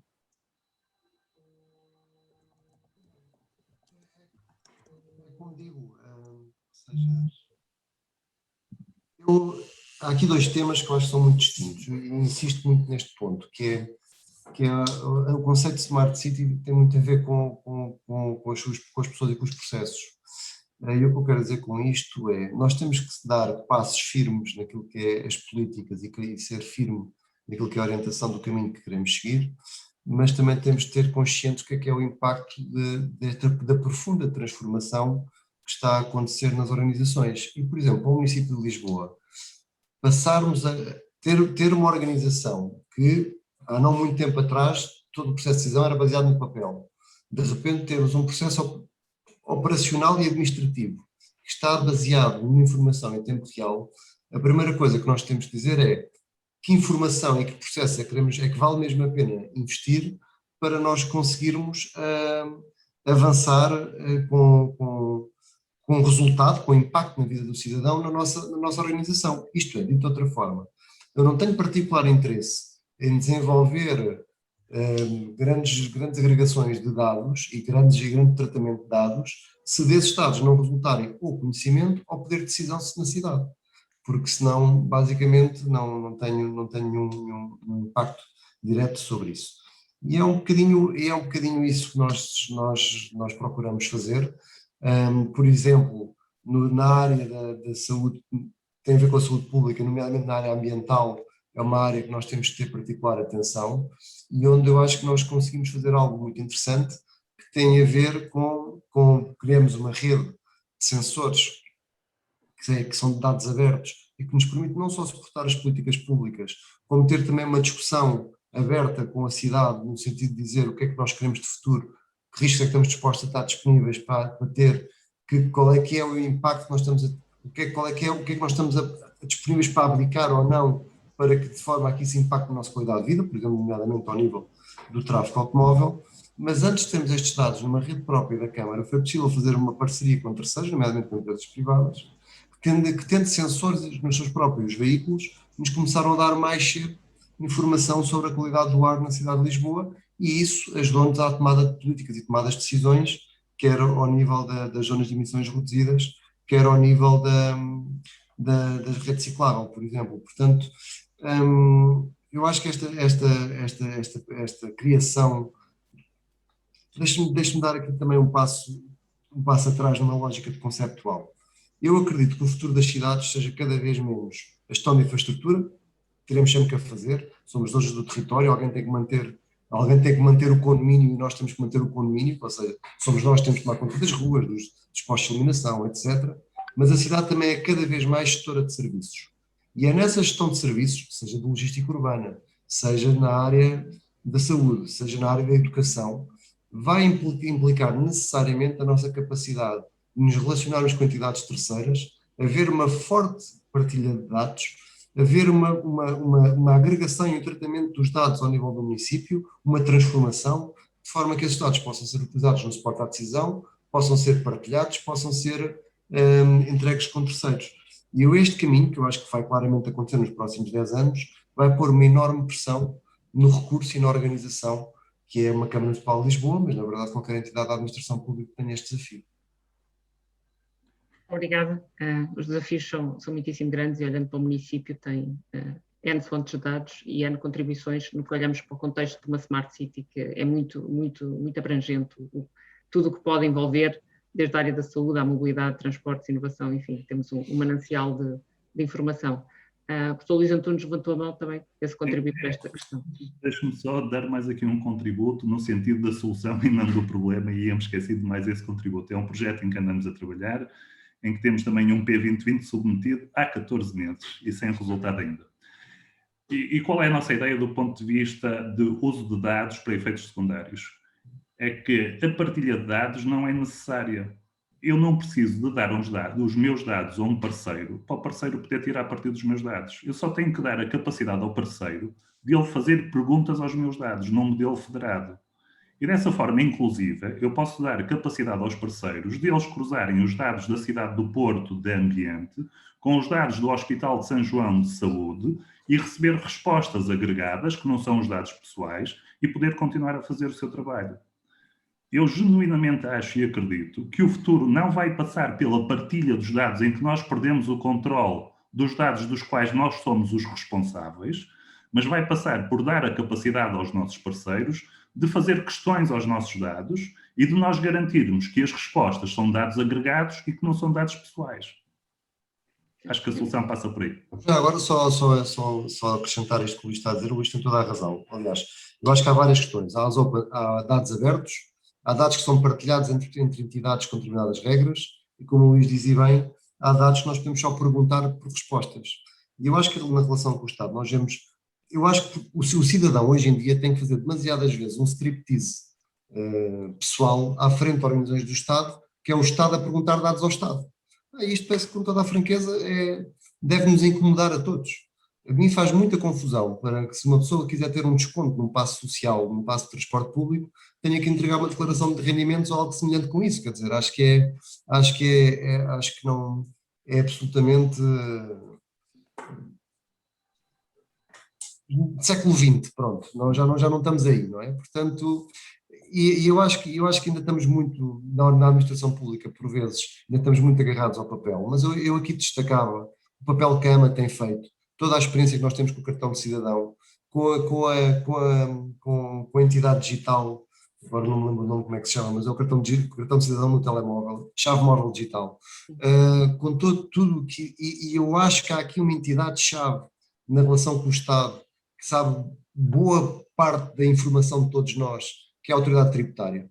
Tem um enorme acervo de informação sobre a informação de todos nós, e essa informação deve ser muito protegida, deve ser muito privada, mas de facto há um conjunto de questões que nós podemos simplesmente perguntar, por exemplo, à autoridade tributária, dizer assim, olha, para este programa, esta pessoa é elegível, semáforo verde, semáforo vermelho, não interessa o porquê.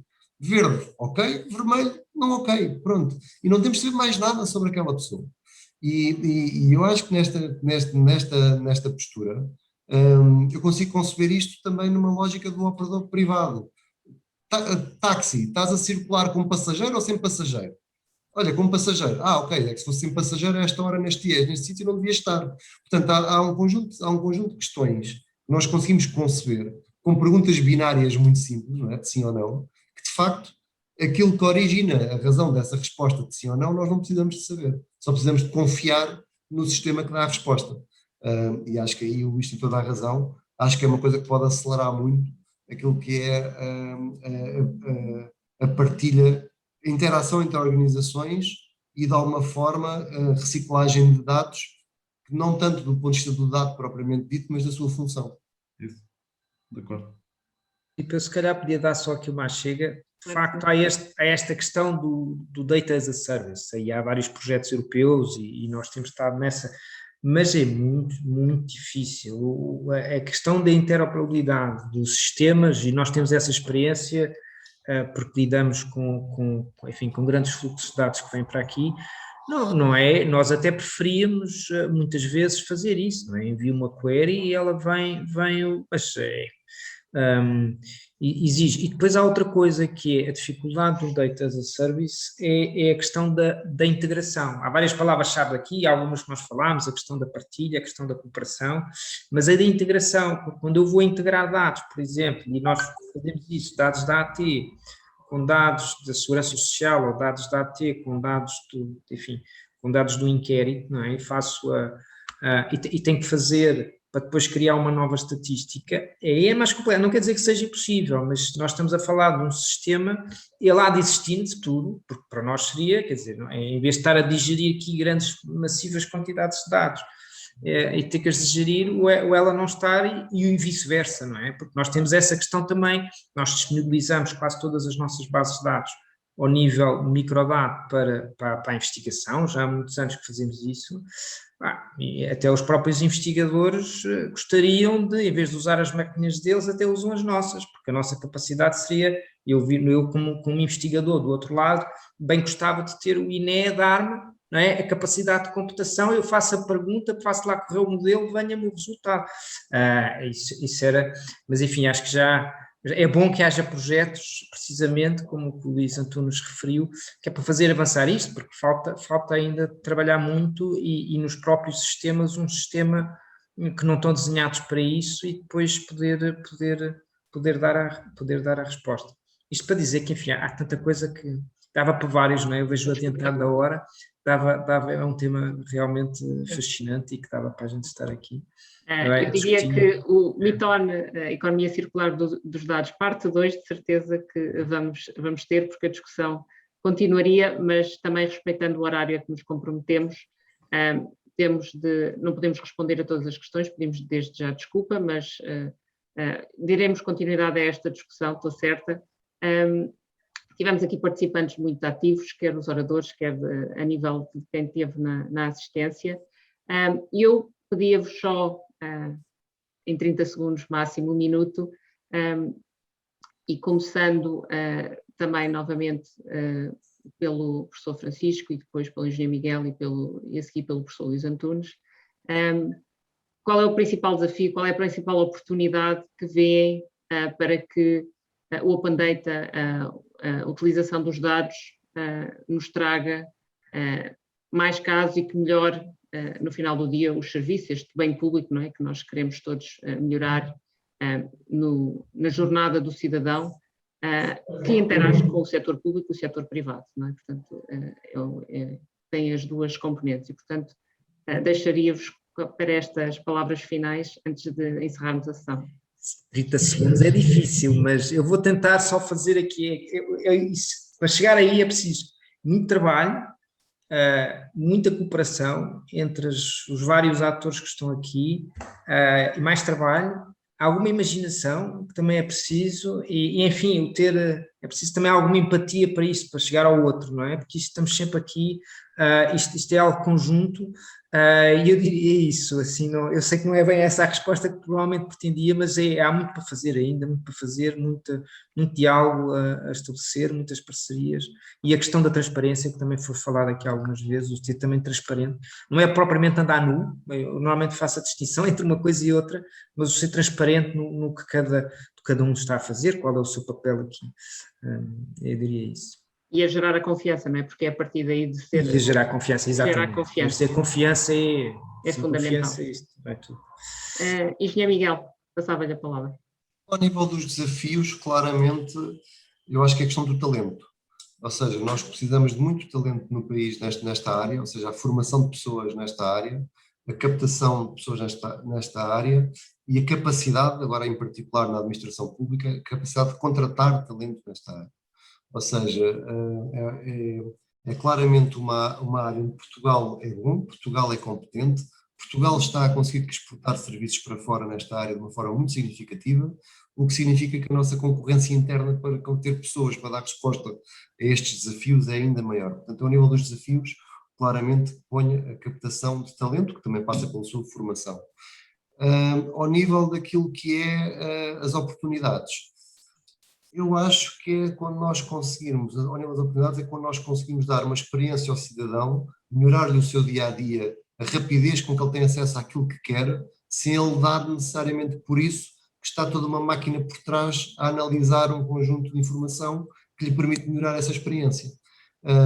Pronto, sem entrar muito detalhe mais do que é ou não é a privacidade, do que é ou não aquilo que nós abdicamos dessa privacidade em troco de alguma qualidade de vida, e portanto não vou falar da Google e da Apple, mas a verdade é que essas duas empresas de alguma forma descobriram uma forma de tornar as pessoas aparentemente felizes, ou no mínimo viciadas nos telemóveis, gerindo a informação, a forma como a tratam e o benefício percebido pela pessoa. Eu acho que do ponto de vista da experiência da cidade, da cidade e da sociedade, há um caminho a fazermos para, com todo o respeito, e eu percebo até que a Europa deva ter e tem, e acho que é um marco que deve ter, uma das mais exigentes políticas ao nível da proteção de dados e da proteção da privacidade. Há certamente formas de respeitar isso e entregar serviço aos cidadãos à mesma. Portanto, acho que é essa a oportunidade. Muito obrigada. Professor Luís Antunes. Filipe, desafio. Então vou ser transparente desta vez e dizer genuinamente o que é que eu acho. E tentar ligar todas as vertentes, universitário e investigador, empreendedor com algumas spin-offs e proteção de dados. Desafio. Todos percebemos que os dados são o petróleo do futuro, toda a gente diz isso. Qual é o grande desafio? É que nós ainda não encontramos uma forma de extrair o petróleo e de refinar o petróleo. Portanto, o grande desafio é quem conseguir chegar primeiro a um método de extração de petróleo dos dados e de refinação deste petróleo vai ter uma vantagem competitiva muito grande. Eu esperaria que fosse uma empresa portuguesa a consegui-lo fazer e não deixar isto nas mãos da Google e Facebook de outros mundos. Angústias. Quando existem projetos submetidos ao Portugal 2020, exatamente nesta área, que tentam pôr o país à frente numa área onde ainda ninguém consegue refinar petróleo, extrair petróleo, e ao fim de 14 meses ainda não há uma resposta a esse projeto, mais vale submeter aos 10 bilhões de euros que a Alemanha vai pôr para startups tecnológicas. Muito bem. A mensagem. Temos mesmo de terminar. Eu penso que a conversa vai continuar sobre este tema. Agradecer de novo a todos os participantes, o Sr. Secretário de Estado para a Transição Digital, Dr. André Azevedo, o Presidente do INE, professor Dr. Francisco Lima. Prazer estar aqui. Muito obrigada. Ao Engenheiro Miguel Gaspar, vereador da Câmara Municipal de Lisboa, ao professor Luís Antunes, que é professor na Faculdade de Ciências da Universidade do Porto e DPO na CNPD, e ao Engenheiro Mota Lopes, da Oráculo, também por a sua presença e pelas palavras que aqui nos trouxe. Em nome da APDSI, agradecemos a todos os participantes e a ativa participação, passando aqui a expressão, que tiveram neste Meeton em nível das questões e a nível de comentários. Muito obrigada a todos pela vossa participação. A APDSI irá continuar com os Meetons, por isso peço que estejam atentos, iremos publicar brevemente o próximo Meeton. Mais uma vez, muito obrigada e bom resto de semana a todos. Muito obrigada. Obrigado, bom fim de semana. Boa tarde, agradecido.